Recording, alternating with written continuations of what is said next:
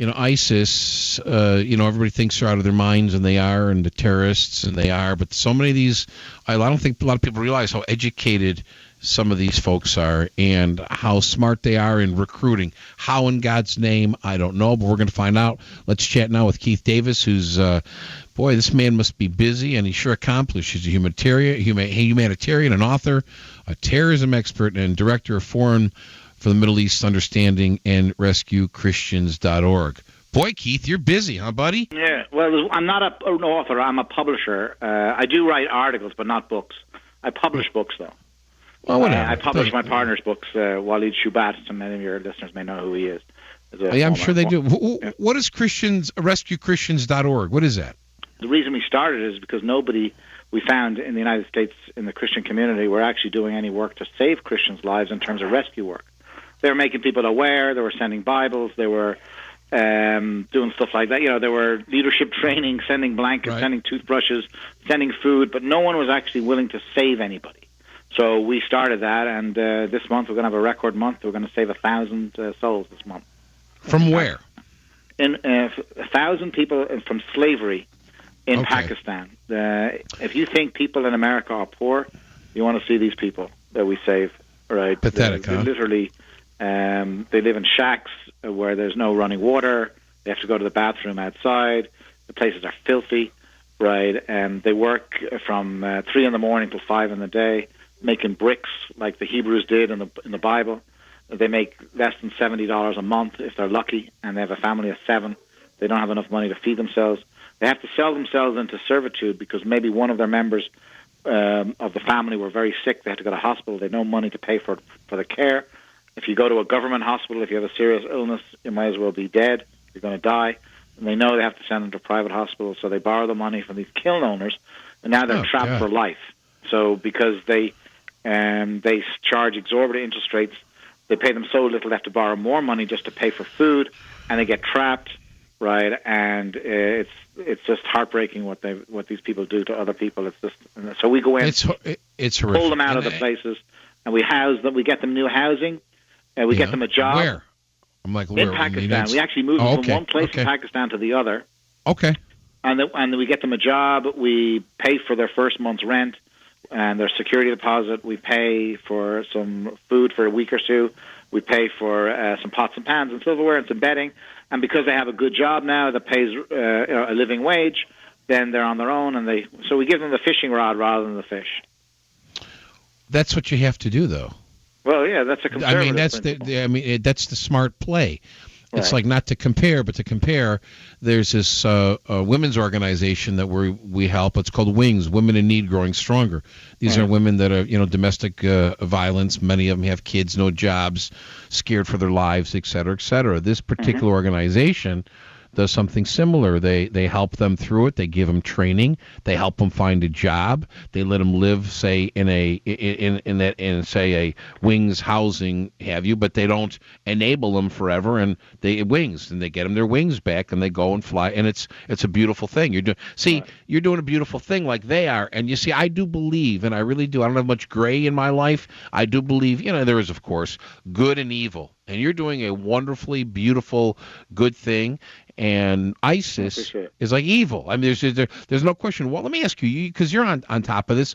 Why do we, how is it that they're so damn good and people fall for it? I mean, are they all sociopathic or psychopathic, or what do they do to get people to join crazies? Well, you're a Christian. You understand the devil, right? The devil is very devious. No, actually, I'm a Jew, but I understand the devil for sure. Well, okay. Well, you're a Jew. I'm a Jew, too. You are? Yeah, I'm Jewish. Yeah, I'm not Christian. I say Christian, I'm but I'm not Christian. Jew. But So I'm Joe, why did you think I was a Christian? You go, you're a Christian. Well, no, because I'm messing with you. I didn't. I assume because 85% are Christians, only 2% Jews. Yeah, I know. Yeah, no, sorry. You and I are in the minority. There's an 85% chance you're a Christian than a Jew. but the 2% of the Jews act like the 85%. A little bit of us go a long way. But no, why is ISIS so damn successful? Because we're asleep at the wheel. We being the country? Well, I mean, we had an IQ test in 2008, and we failed, and then we had another one in 2012, and we failed again. And we're going to have another one in a couple of years' time. And if we vote for Hillary Clinton, we'll fail again because she's just as bad as Obama, in my view. And why do you say that? Why do you think?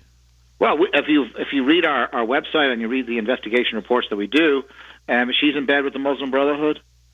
She's been sponsored by the Muslim Brotherhood. Huma Abedin, who was her second in command, her parents were leaders, not members of the Muslim, but leaders in the Muslim Brotherhood. And if you look at the policies of the United States of America today, right, she was at the State Department, and you look at what's going on in the world today, we are doing the bidding of the Muslim Brotherhood. That's what we're doing. That's what our policies mean. That's what our actions mean in terms of what we're doing. And the reason we're allowing ISIS is very simple to take over is because Obama and Erdogan are very close, and Turkey is the big problem here, which people don't see because there's not very much mention in the media. But Turkey and the United States are allowing ISIS to take over the whole of the Middle East, so that then Turkey can come in behind them, right, and become the peacemaker and stabilize the area, right, down the road, so that they can then create the caliphate, which is what's objective. So you got the ISIS who are declaring caliphate, bunch of terrorists. Turkey comes in as the peacemaker, and now you've got the caliphate, the real caliphate, which is the former Ottoman Empire. And Erdogan is evil. He is just like Hitler. And the problem is Americans don't see what he's saying in the Turkish language. They don't understand what he's doing because he gets very, very little reports here in the media, in the mainstream media. So you don't understand what's going on. So when you say be peacemaker, that's just a ruse for them taking over, exactly. Right? Right. In the Bible it says, by peace they will deceive many. That's true. Now, I really and truly, I cannot, I know it sounds naive, and I'm not a naive guy, but for the life of me, the Muslim Brotherhood and Hillary Clinton and Obama and all this, letting the borders open, and we know we're going to get attacked. And do you have any idea in your brain, how un-American and how unpatriotic and why they would cozy up to these folks instead of trying to... It's called money and corruption, my friend. That's what it boils down to, corruption. Why did Obama not sign veto the pipeline? It's simple. His party gets a $100 million donation from a guy who says, if you sign into law the pipeline, I'm not going to give you $100 million. Your party's going to be short $100 million. That's a lot of beanos to be short. That's a lot of dough. There's no question about it. So the party is willing to do the wrong thing, right, for $100 million. Well, let me ask you a question, just for sake of conversation. Do you think the Republicans would do that? Absolutely, they're just as bad. Right, they are. Right. So I have no sympathy. I'm a conservative, but the Republican Party is ruining this country just as much as the Democratic Party is. Yeah, because they don't want to step in and do anything. Right. They don't do it. They don't do anything. Exactly. Not only that. They're for amnesty too. They just can't say it publicly because their base would go crazy. The base knows it, but they play along as if they're against it, but they actually allow it to happen. And they're not showing any force. I know Obamacare will not be repealed because Obama would veto it. However, they should repeal it in the Senate with 54 votes, because that's how many senators there is. They should repeal it with 54 votes and show that Obama has to veto it, just to show the American people that they're doing their job. But they're not. But they're they won't not do their job. That's also rude. So anyway, they're not for the people. So let me ask you this: Netanyahu's going to be here, and ironically, he declined invitations from Durbin and Feinstein to meet with them on his trip to Washington. He's going to speak to Congress, and he also declined an invitation to meet with the U.S. Senate. Do you think Israel? We know that we're not on Israel's side as far as, the United States of America. Do you think the American people are, but the American government is not? Correct. So, as far as Israel, say, striking or doing something, to me, it's got to be imminent. They can't sit still much longer. Whether it's 4 months or 6 months, they can't hang on 2 more years for the administration. Based on our intelligence and our estimation on the thing, Israel will never strike Iran. Never. No. In fact, we believe Iran will get the bomb, and they won't destroy Israel. Do you know who they will destroy? Saudi Arabia. No. So if you think I'm crazy, you're a Jew, and I'm a Jew. I read the prophets of Israel. I don't know if you, but if you look in the book of Isaiah 21, it says it right there that Elam, which is Persia, will destroy Saudi Arabia. It's right there in the Bible, yes, and it hasn't happened yet, so it's got to happen in the future. We believe that, and also based on what's going on currently, we believe that Iran will eventually destroy Saudi Arabia and it will burn forever. So Al Gore, watch out.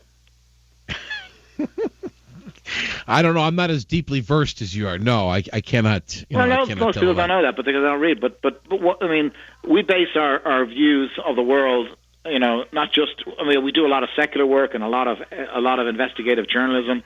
For example, everyone's screaming about ISIS. We were screaming about ISIS about a year and a half ago. We discovered at least 4 slaughterhouses on, concentration camp slaughterhouses in Syria that were being run by ISIS, right? And nobody in the media would touch it with a barge pole. Now everyone's talking about it. We actually have video of it to prove it. What Waleed, my partner, who speaks fluent Arabic, he was watching, I think it was Al Arabiya, one of those major, Arab stations, and he was for research. And he discovered a guy that was talking about these slaughterhouses. And Waleed was like, what? He couldn't believe it himself. And then he went on the internet and he found several videos which had 1 or 2 views that were posted by Arabs that actually corroborated 100% what this guy was saying. Really disgusting stuff that you can't even watch it. It's so horrible, right? They were turning bodies upside down, slaughtering them like cattle. Right, Sometimes they're cutting them slowly. The cut heads up. It was just unbelievable, right? And we were trying to get this out to the Western world, out to the media.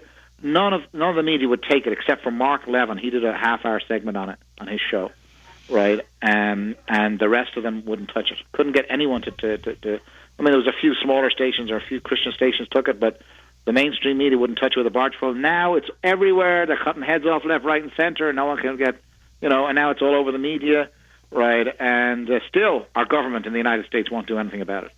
No, that's to me is beyond. Not only will they not do anything about it, they're going to call it for what it is. I mean, You work with former terrorists that have basically seen the light. What do they say about all this?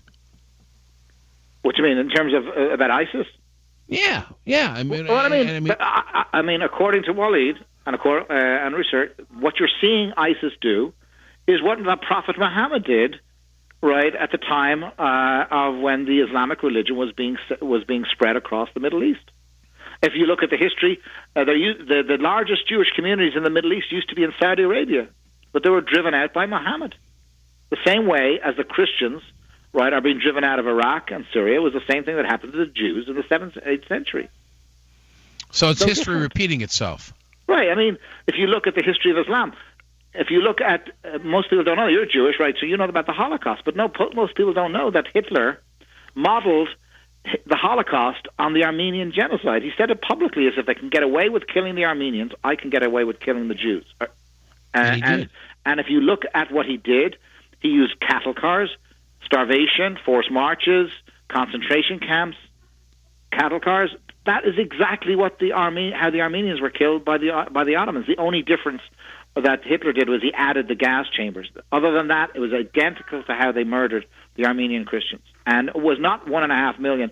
It was 1.5 million Armenians, but there was a further 700,000 Chaldeans were murdered, and approximately between 3 and 500,000 Greek Orthodox were killed. So it was close to 3 million Christians were murdered in World War I, and then we had the Holocaust of the Jews in World War II. And if you go back to the 15th century, the Bamayan massacres, right, the Hindus, between 80 and 100 million Hindus were murdered over a 100-year period, and they used their skulls as fortresses. This is documented in history. Most Americans don't know this stuff. Well, now we do, thanks to you. This is not going to happen again. It's happening, and right in front of your eyes now. All right, Keith, I got to let you run. You're a very interesting guy. I'd like to have you on again real soon. I'd like to get this to, talk about it more. Sure, no problem, anytime. I really do appreciate it. Keith Davies, go to FMU.org and RescueChristians.org. Save 1,000 people and giving them jobs and helping them get a life. The man is absolutely awesome. What a great group.